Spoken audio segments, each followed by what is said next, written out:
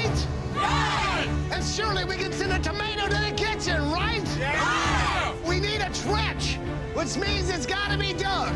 My question is, can you dig it? Yes! Then let's dig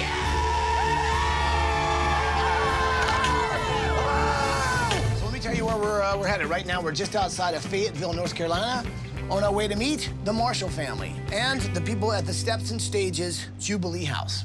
Now take a look at this, and you'll see why the First Lady wants to be a part of this. My name is Barbara Summy Marshall, and I have with me my son, Roberto Marshall. Roberto is 14. Despite some learning challenges, next year he's headed to 9th grade. I also have a daughter, Maya. She's 25 years of age. She's an active duty soldier. I was in the military 15 years. I was later commissioned as a United States Navy chaplain. Leaving the military for me was hard. Finding support for myself and my children most difficult. And that in turn inspired me to create Steps and Stages Jubilee House because I believe that it is important for a woman veteran to have people that support her. We want the women to know that you got a house, you've got a bed to rest in, and to know that everything is going to be all right. My name is Eleanor B. Raines. I was E5 in the military. The Jubilee House is a transitional house for homeless women veterans. Before the Jubilee House was in existence, I didn't have any place to go other than in the streets. They aid you in job hunting, medical assistance, transportation. It builds your self-esteem back up. Homelessness is indeed a serious problem. It's unbelievable to know that women veterans who have served our nation have found themselves living on the streets. It has been such a blessing to have a great volunteer staff and to witness the outpouring of love and concern and compassion that has come from the local Fayetteville community. Every day we see more and more female homeless veterans. Sometimes it's just circumstances and situations. You have unemployment, the lack of mental health stability. You have veterans that are not receiving any type of stable income. It's instilled in the soldiers not to leave a fallen comrade behind, and this is what the Jubilee House is trying to accomplish.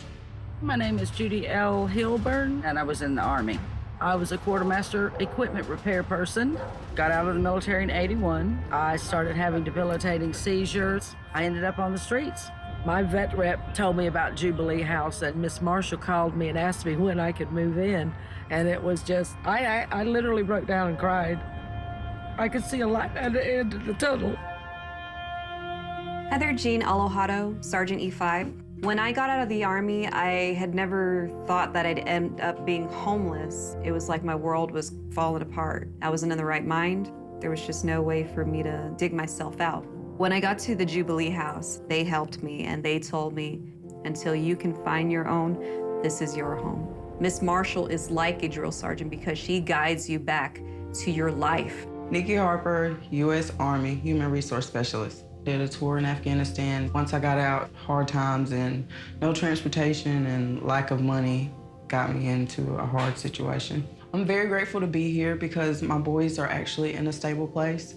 So we're not staying out on the streets. We're actually all here in a comfortable place. Jubilee House, This living space is being used by the 3 families that live here, but actually it's utilized by all women veterans that come to the door. I'd say that on an average week, we probably see better than 70, maybe even 80 women. My husband, James, died in March of this year. James was very much the fix-it guy, the maintenance man. Since I've lost James, I've had to spend a lot more money on just getting things fixed. If we had James, he's a Marine, it'd be done. He'd fix it.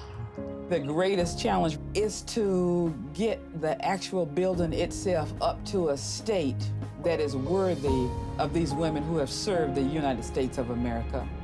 We want to meet the needs of these homeless women veterans when they come seeking us. Extreme Makeover, if you would come and make this colossal difference in the lives of these homeless women veterans, you would be doing something that would be felt for generations and generations to come. They're awesome. That's fantastic.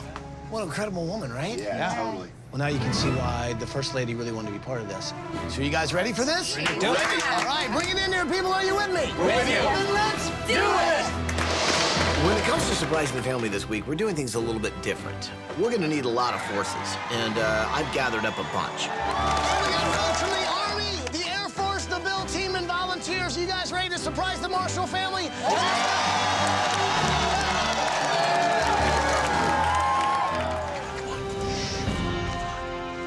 You guys ready? Here we go. Good morning, Marshall family!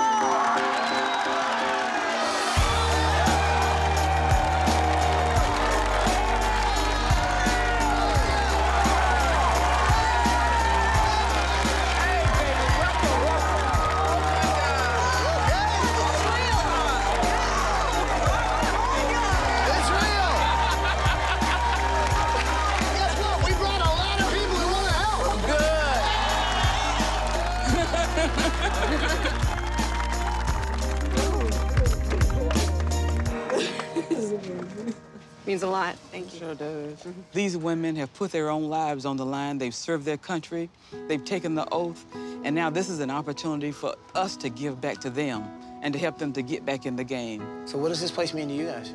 Start over, fresh, become new and better people. To remember how we once were when we were civilians and to go on, you know, living again.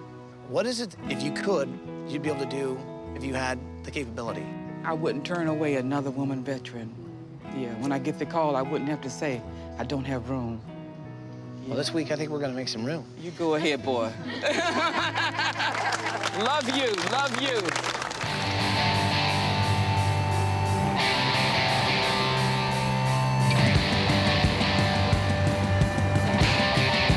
Hey, Johnny, I gotta tell you what's going on over here in the West Wing. You know, this is all devoted to Barbara and her family. We got siding going on, sheetrock, electrical. Looks good on the East Wing, too. We got electricians, plumbers. You know, Barbara couldn't house as many women as she wanted to.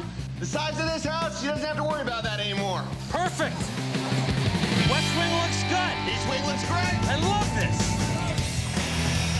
Okay, so this is a really cool project, and I got inspired when I was walking with Michelle Obama in the White House kitchen garden. She is the first lady since Eleanor Roosevelt to actually have a produce garden at the White House. Well, this is gonna be great for Barbara because she's really the first lady of the Jubilee House. And now they're gonna have fresh produce that they can eat and feed everybody in the house, including maybe a little leftover for the community. Remember the old house? Dang. No dining room. That entire space was the resource center. We have the entire resource center here. All the Awesome. computers and desks. It's gonna be all on a track system. That goes away when they want to play. Love it. Speaking of playing, over here, this is the big glass wall that separates the resource center from the playroom. So the kids can be as loud as they want. All right, people, I know right now you're dirty, you're hot, and it's tough to go on. But listen, we've got vegetables that need to go in the kitchen. And how are they gonna get there? The VegiTube. I believe in this VegiTube like I believe in freedom. It's the freedom to send vegetables from a garden to the kitchen. And I will not stop until this family has the freedom to use the VegiTube when and wherever they see fit. We put a man on the moon, right? Yeah! And surely we can send a tomato to the kitchen, right? Yeah! We need a trench, which means it's gotta be dug. My question is, can you dig it? Yes! Then let's dig it!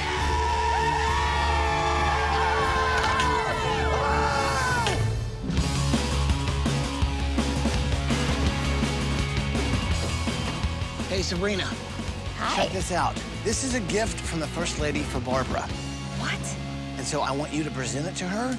In fact, I want you to do it in a very big way. I can't believe I'm holding this incredible gift, this flag that the First Lady wants to give to Barbara. Orlando, right? Yes, ma'am. I've sent Sabrina down to make sure that she can deliver it with Barbara's daughter, Maya. Barbara has done so much for our country. Today is about honoring and paying tribute to her. Your mom is gonna be so surprised. Yes, she is. I'm so excited to surprise Barbara with her daughter, Maya. She's active duty in the Army. I mean, this is a mother and daughter team, both serving the country.